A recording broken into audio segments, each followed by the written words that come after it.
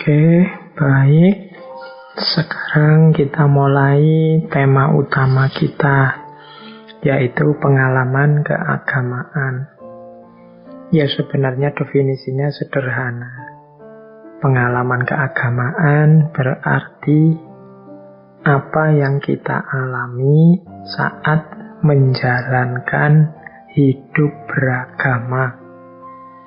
Kalau di bukunya William James tadi, yang saya sebut di depan, pengalaman keagamaan itu didefinisikan sebagai segala rasa, tindakan, dan pengalaman dari seseorang sebagai individu saat berhubungan dengan apa yang dianggap sebagai Tuhan.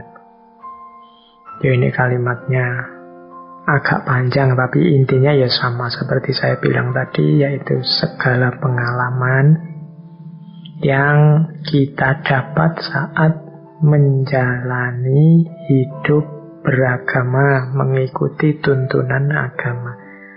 Ya, pengalaman nanti titik tekannya ada pada rasa jiwa yang didapat dari hidup beragama. Makanya definisinya William James tadi segala rasa.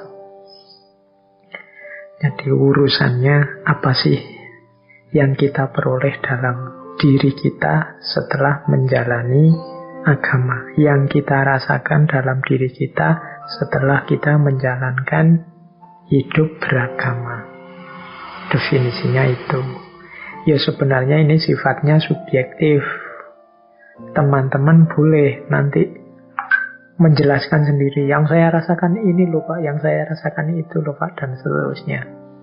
Tapi jangan lupa, katanya William James, tidak semudah itu kita menjelaskan pengalaman keagamaan. Kenapa? Ya karena ini urusan rasa tadi, urusan kesan, kemudian urusan pemahaman subjektif setiap orang terhadap apa yang dia alami. Makanya nanti selanjutnya oleh William James disebut ciri-ciri pengalaman keagamaan itu ada 4. Dan yang pertama adalah ineffability. Ineffability itu maksudnya apa? Tidak mudah diilustrasikan, tidak mudah diungkapkan, dijelaskan. Kenapa? Ya karena urusannya rasa tadi. Seperti teman-teman merasakan kuliah daring. Sulit loh Pak kuliah daring itu Pak. Loh, itu ungkapanmu sulit itu mungkin ya tidak sepenuhnya mewakili yang kamu rasakan dalam dirimu. Tapi ketika kamu ngerti yang kamu rasakan sendiri kesulitannya. Dan orang yang bisa memahami kesulitanmu adalah orang yang sama-sama kesulitan menjalani kuliah daring.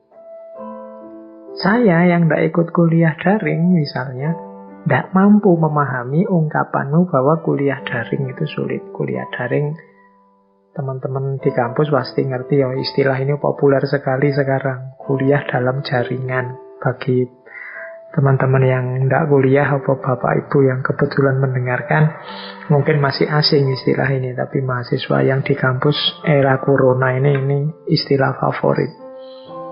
Nah, yang tidak ngalami susah memahami sulitnya kuliah daring.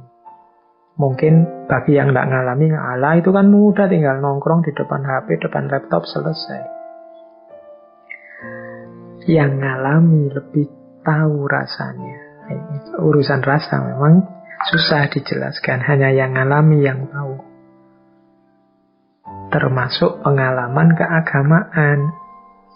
Indahnya sedekah kepada fakir miskin.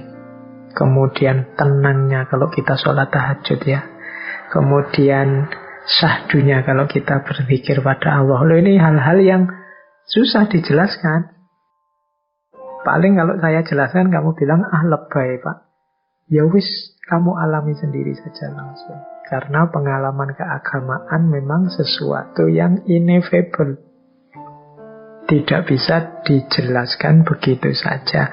engkau harus mengalami langsung. Ini dulu zaman masih rame-ramenya kajian orientalis, itu banyak kajian orientalis yang memahami agama dari luar. Dia tidak mengalami langsung agama. Sehingga narasi-narasinya tentang agama itu sering, kalau yang orang beragama itu sendiri baca, dia tidak akan setuju, masa begitu.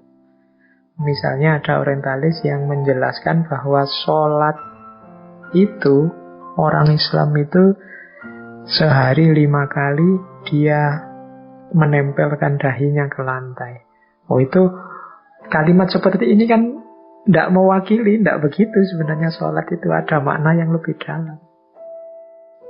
Tidak sekedar kelihatannya, hanya yang mengalami dan menjalani yang paham. Jadi ciri pengalaman keagamaan yang pertama ineffable. Kemudian yang kedua transien. Transien itu sementara. Ya kalau pas dijalankan rasanya didapat. Begitu tidak dijalankan ya enggak. Jadi pengalaman ini datang dan pergi. Sama kayak sufi yang cinta pada Allah terus sampai mengalami ekstase. Ekstasenya ini kan ya kadang datang kadang pergi. Tidak terus-terusan begitu. Jadi merasakan damainya dekat dengan Tuhan. Ya ini karena manusia biasa, ya kadang datang, kadang pergi.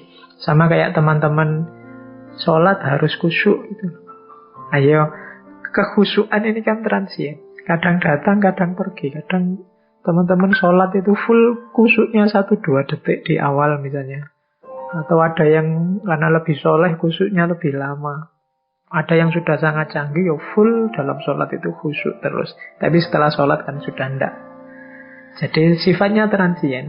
Rasa khusyuk itu ya datang, ya pergi. Jadi sifatnya sementara.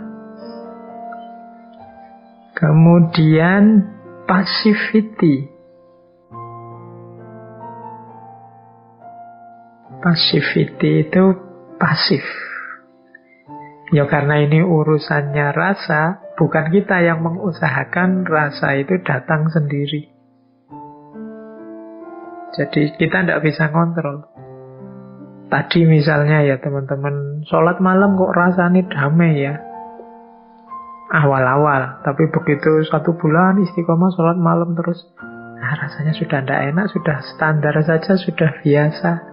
Itu kita tidak bisa kontrol rasa ini. Dia datang begitu saja. Kitanya pasif. Kita kan pinginnya mendalam terus, tapi ya tidak bisa.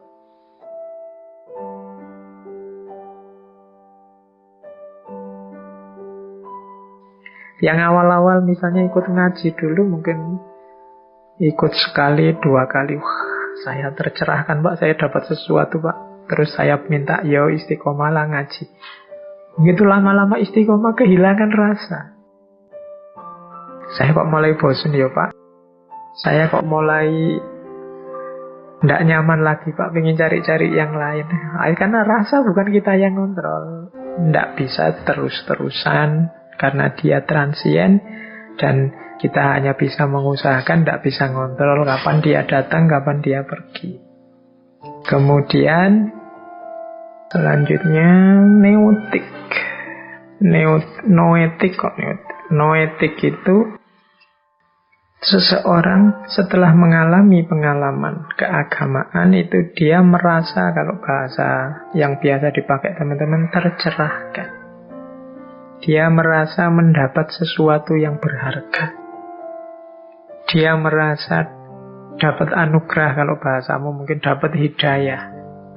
Itu noetik. Jadi ada 4 cirinya pengalaman keagamaan. Yang pertama ineffable, tidak terkatakan. Yang kedua transien, sementara. Yang ketiga pasif, bukan kita yang kontrol. Rasa itu datang sendiri dan pergi sendiri.